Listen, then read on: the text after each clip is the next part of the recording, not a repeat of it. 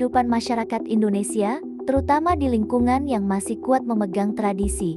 Kita sering mendengar ungkapan banyak anak banyak rezeki. Ungkapan ini sudah ada sejak dulu dan dianggap sebagai pedoman dalam membangun keluarga. Namun seiring perkembangan zaman, biaya hidup yang meningkat, pendidikan yang lebih tinggi, serta perubahan pola pikir generasi muda membuat makna ungkapan ini mulai dipertanyakan kembali. Berangkat dari kondisi inilah, kelompok satu melakukan penelitian di Medan Pancing untuk melihat bagaimana mahasiswa sebagai generasi muda dan pasangan suami istri memahami ungkapan tersebut. Apakah mereka masih percaya dengan makna tradisionalnya, atau justru memiliki pandangan baru yang lebih modern terkait jumlah anak dan perencanaan keluarga?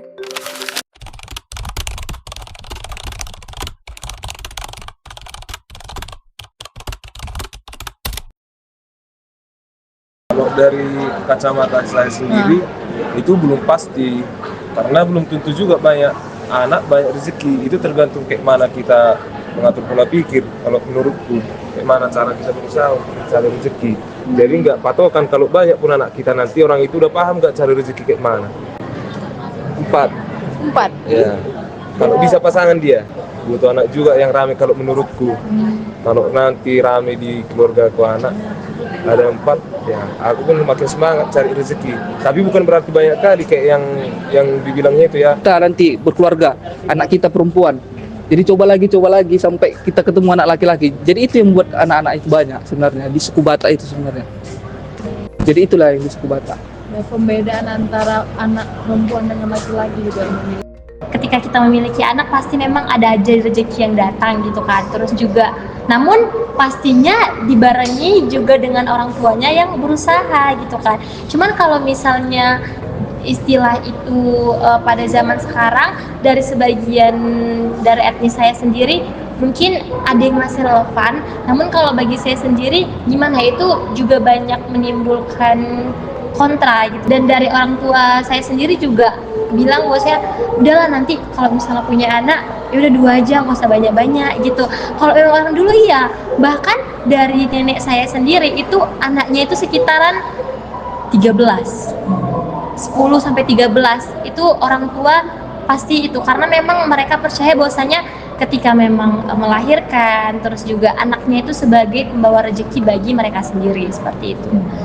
Bukan banyak anak itu yang menentukan rezekinya, tapi kan memang kesiapan orang tua untuk memenuhi kebutuhan anak tersebut. Jadi misal anak ada 3, tentu yang mau dipikirkan itu berapa tahun ke depan, terus kemudian jarak dari anak itu, kemudian tempuh pendidikannya berapa lama, itu kan orang tua kan memikirkan untuk mempersiapkan itu. Sehingga bukan dari jumlah atau kuantitas anaknya memenuhi kebutuhan secara finansial, tapi memang orang tuanya yang berusaha untuk memenuhi kebutuhan itu, bukan karena jumlah anaknya.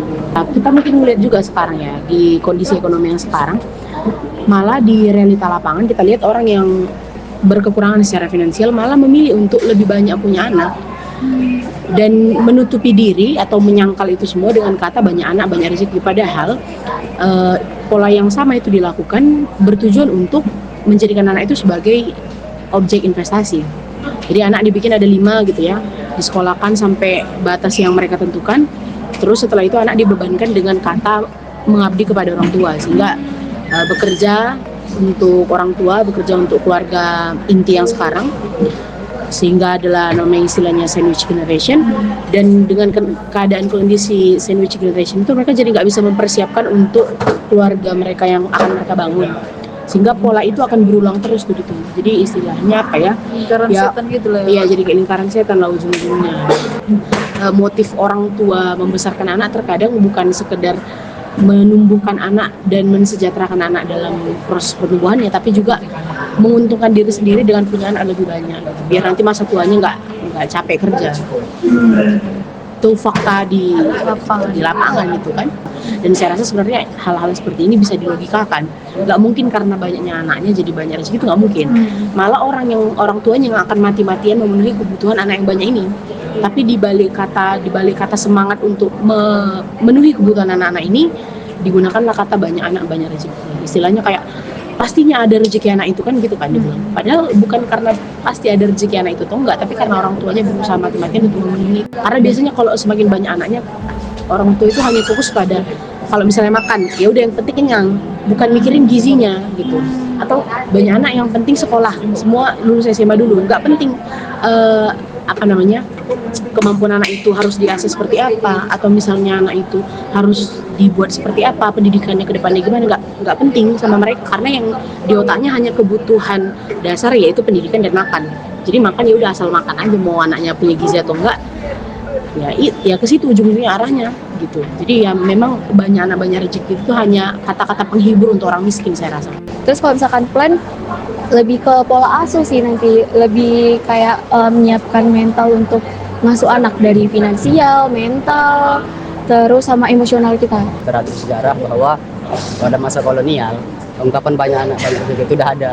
Warga pribumi disuruh untuk membuat banyak anak untuk sebagai tenaga pekerja. Relevansinya di masa sekarang menurut saya udah nggak relevan gitu. Jadi memaksakan banyak anak banyak rezeki itu pun udah nggak relevan lagi. Bekerjalah, kita berusaha. Memang kita punya anak katanya punya rezeki, ada aja kalau kita berusaha. Kalau nggak berusaha mana bisa ada rezeki. Di bumi kalau misalnya beranggapan kalau anak sedikit itu gimana? Sunyi kali. Sunyi ya, berarti alasannya karena sunyi gitu ya Umi. Aturannya ada 5, 4 itu bisa lah. Berdua terlalu sunyi. Udah berumah tangga, udah sendirian lah. Wah. Teman hidup lah, nggak bisa invest. Kalau zaman dulu bisa, sekarang nggak lagi.